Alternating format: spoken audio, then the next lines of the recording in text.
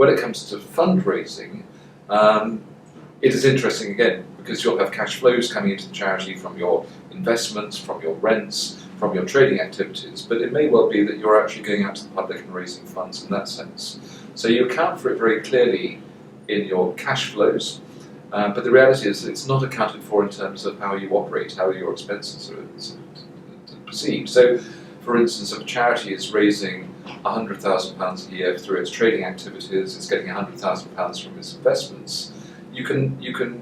actually sort of measure the balance sheet value of that. What you can't measure is the value of your fundraising. So if your fundraising team is raising £100,000, there's no actual value as to whether that is worth it or not. And in reality, if your investments of £1 million are raising £100,000, your fundraising team that is also raising £100,000 by nature is worth £1 million, but it's never capitalised in that sense. So quite a lot of the work that we do with charities is to sit there and say,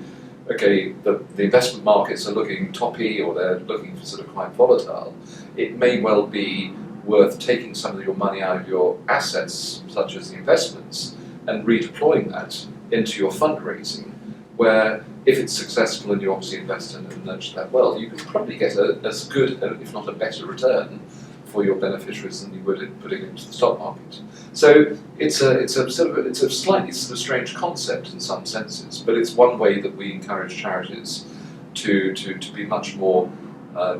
suppose dynamic in terms of how they are thinking about fundraising.